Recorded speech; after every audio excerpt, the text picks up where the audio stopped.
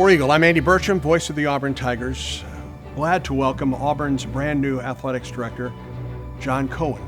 War Eagle, and welcome. War Eagle, Andy. Pleasure to be here. What has the last couple weeks been like for you?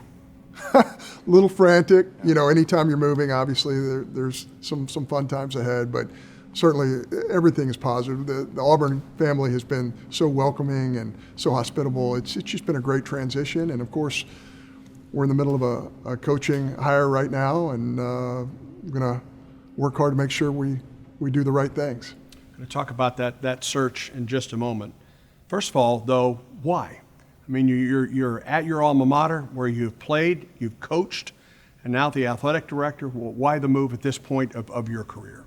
Well, I think the Auburn brand, Dr. Chris Roberts, the Auburn people, the tradition at Auburn was so attractive. I will always have a special place in my heart for Mississippi State University for a variety of reasons.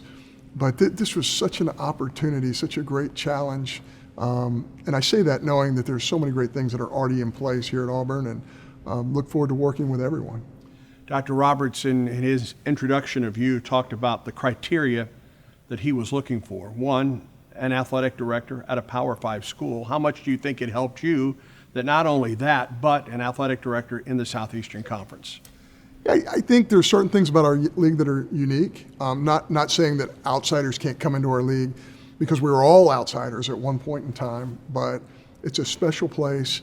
I really believe that our league is the trend-setting league. I think we view things at a very high level, and I think having that experience in our league is valuable. In your press conference, you talked about Auburn being Auburn. Now, at times, that is looked on as a negative. You took it from a completely different way of looking at it, as a positive. So if you would just talk about what Auburn being Auburn means to you. Well, it means Hall of Fame players and coaches, world-class academic institution, world-class research, an incredible brand, international brand. Auburn being Auburn to me means something incredibly special. I want to turn that around and do a 180 and make everybody aware that Auburn being Auburn is something that's special. Nothing negative about that. You were a baseball coach and then an administrator. If you would talk about that transition from a head coach in the Southeastern Conference into athletics administration, when did that start for you? You know, Andy, I've just always had great relationships with my athletic director, and those guys let me behind the curtains a little bit. But when you talk about Mitch Barnhart and you talk about Scott Strickland and Greg Byrne and all the great leaders I've been around, Joe Castiglione when I was at Missouri, I just felt like I always connected with those folks and had great conversations, and I just warm out with questions. And quite honestly, it's something I've just always had in the back of my mind and wanted to do. At one time, one era, athletic directors were always former coaches.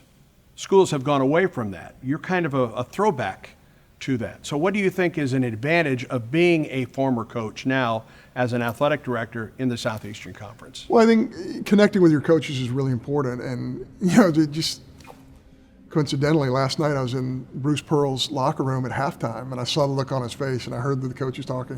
And it always takes me back to a place where, again, you connect with that emotion, connect with the intensity, the immediacy of it all. You know what they're going through. I really do. And so I think there is a connection, but at the same time, as an administrator, you get it from a different view also. And again, when you have the kind of role models that I've had on the administrative side, balancing those two, I think, is a big advantage. Who are your mentors? Who are your role models on the coaching side coming up? Oh, wow. You have to talk about Coach Ron Polk at Mississippi State, the great legend there. I would even say Coach Skip Bertman at LSU was a huge role model. Coach Ward at Oklahoma State was a role model for me. Just a ton of those guys. You know, when you get into professional baseball, and I was fortunate enough to play for a little while, it's more of a player with player relationships. You learn from a lot of players. I was fortunate enough to be in an outfield with Kirby Puckett for a week or so. You just pick things up and you learn things. Got to be around the Will Clarks, the Rafael Palmeiros. You just keep picking up information and experience wherever you can to help launch you and get you where you want to go in life. John, if you would, introduce your family to the Auburn family. Certainly. I have a 28-year-old Jordan, and my youngest is Avery. Avery's 26. Both those guys are working real hard, graduated from college, and My oldest graduated from law school. My youngest is in graduate school right now, but both of them are very close to getting off the family payroll. So that's exciting for the Cohens for sure. Been married for 30 years. 30 years, married to Nell on August the 1st, and it's been an incredible partnership, really close friends from junior high school all the way until now, so it's been a long-time relationship. All right, let's talk about the football coaching search. You certainly knew, your eyes were open when you came into this job right now. You have done this in the past. What is your process, perhaps without disclosing everything, but what is the John Cohen process of hiring not only a football coach, but a head coach at your school? Well, it's an information gathering process, and it takes a while. We don't have a long period of time. Can't get into deadlines and things of that nature, but it's important that you're not overwhelmed by a deadline. And having done this before, I think it's important that you're not in a speed race here. You're after the right person. You can get into recruiting deadlines and things of that nature, especially now with the transfer portal. But Andy, I think it's the most important thing is get the right person. Obviously there's the basic three. There's the X's and O's, there's the recruiting, and then there's the culture piece that a head coach brings. And then there's a variety of other things you have to find out as well. Especially coaches that have a long track record, getting to the bottom of everything they've ever accomplished is an important part of the process also. What is the 58 things that you talked about in your press conference? Well, a lot of it has to do with a social media presence. I've even asked the question if they're right-handed or left-handed. I'll tell you why. Got to ask that question. Coaches who have to demonstrate to kids who are right-handed, who are left-handed, they have to act right-handed, right? So it's just one of the many questions that we've asked. I worked with middle infielders for years, and I'm left-handed. So I had to train myself to think like a right-hander. Families, relationships, recruiting prowess, connectivity with not only a city, a state, but also the Auburn family, all that's going to matter. Not one of those things is the factor, but it certainly is a factor, and you got to get to the bottom of all of it. How will the search firm play a role in this next few weeks? Well, certainly search firms are valuable, especially from a logistics standpoint, that they can handle a lot of put you there, put a candidate there, and connecting the two. That's really important. This isn't all about secrecy, but at the same time, while you're going through this process, it's important for it to stay small until it gets big. And if we can get that accomplished, that'll be a big part of the success of this. You mentioned deadline, and there is a deadline. So what is the deadline in your mind at this point? Well, I think there is a deadline when you talk about the transfer portal and you talk about the early signing period in December, which is still basically new, but the world has changed. So we're going to work expeditiously, but it's not tight. The tick isn't going to rule what we're doing, but we're going to move quickly. Everything else, the personnel of our athletic department, restructuring facilities, really all that gets pushed to the background because 24/7 now becomes about who the next head football coach is going to be at Auburn University. This may seem like an obvious question, but how involved are you in a coaching search, whether it's a football coach, whether it's a tennis coach, whatever? Well, you're having a lot of conversations with national media. You're having a lot of conversations with industry experts, agents, even ADs around the country who have experience in this process. But I will have some input from former players. I'll have some input from former coaches. I'll have some input from our administration. I want that information. But at the end of the day, this is going to be a John Cohen hire, and we're looking forward to it. You grew up in Tuscaloosa. You played at Mississippi State. You coached at Missouri. You've coached at Kentucky. You've coached at Mississippi State. What did you know about the Auburn family, and what have you learned about the Auburn family now as athletics director? Well, the tradition is just overwhelming. I've always known that, but just even in the last few days, understanding the Auburn Creed, understanding the traditions of Auburn, Tumors, the Eagle, all the things that are so special about this great institution. When you look into people's eyes and you just feel the passion and energy, it's a special feeling. You knew that coming in, but when you experience it face to face, it's a special thing. You haven't wasted any time. I mean, we've seen you at volleyball, we've seen you at basketball. I'm sure we'll see you this Saturday at football, equestrian. I mean, you're getting immersed in it quickly, aren't you? I love it. Yeah. I love seeing the kids perform. I love the preparation that our coaches go through. I love going to practices. I love having great conversations with coaches. And we've got some great ones here at Auburn and every one of our sports. All of them have something to offer, not just in their sport, but collectively for the department. And listening to those folks is critical.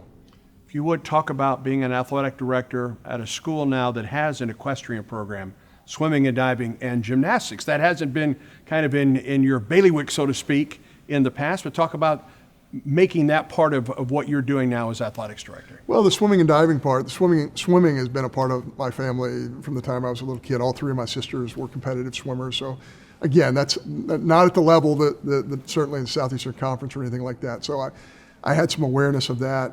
The gymnastics, I mean, you view that from afar. You just realize how Auburn has excelled in that area. Suni Lee and others.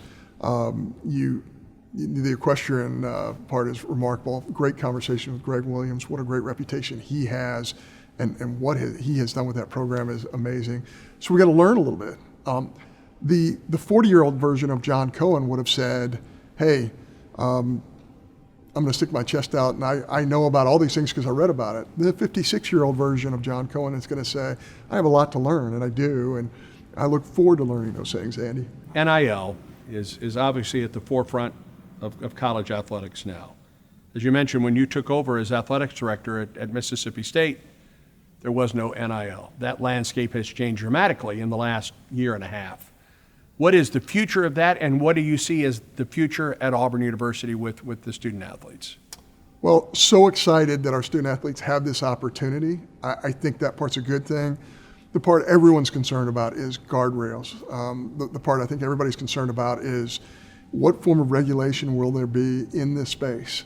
Very interested in that, but so excited about what Auburn has done in this space and the aggressive nature they have taken. Again, speaks to the passion of the Auburn fan base, and really excited about working with those people to make sure that we get off on the right foot. And way before John Cohen ever showed up at Auburn University, they've really excelled in this space.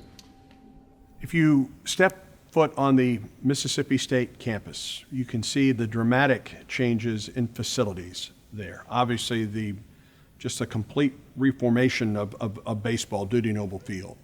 We've seen other aspects improved there. High profile and some that are not high profile. How do you view that at Auburn? And where is that on the priority list for John Cohen at Auburn with regard to facilities? Well, facilities matter. There's no question about it. It's an arms war in the league and arms race, and the Southeastern Conference has the best facilities in the country, and because we want to compete to win SEC titles and national championships, we have to have exceptional facilities, and we're going to. There's a balance there now with that and NIL, because there's only a finite amount of resources out there. You're going to make some really difficult decisions. But really, when you talk about facilities, there's two areas here, right? Some facilities honor the student athlete and make their existence better. Some help the fan base.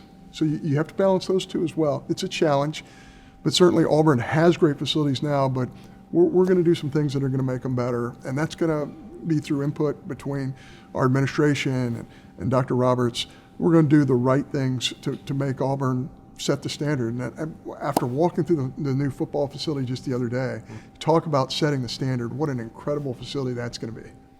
You will have the opportunity in the days to come to get to know the Auburn family. What is your message for the Auburn family now as you take over as athletics director at Auburn? I think the message is Auburn being Auburn is a really special thing. I have to be honest with you, I love that narrative, because you start thinking about Auburn being Auburn and everything Auburn has accomplished, from our student athletes to our coaches. I mean, you're talking about, and listen, this is the outsider who's now stepping in. The athletes that have come through Auburn, I think this gets overused, but many of them have transcended their sports, helped reinvent their sport, or what the modern athlete is supposed to look like. Man, what an incredible thing. If that is Auburn being Auburn, I'm all about that. I'm really excited about this opportunity. And And the Auburn brand is a powerful entity that we want to lift up even more. Thank you for your time today. I know it is precious in these early days for you being the athletic director at Auburn. I look forward to working with you, War Eagle. War Eagle. Thank you, Andy.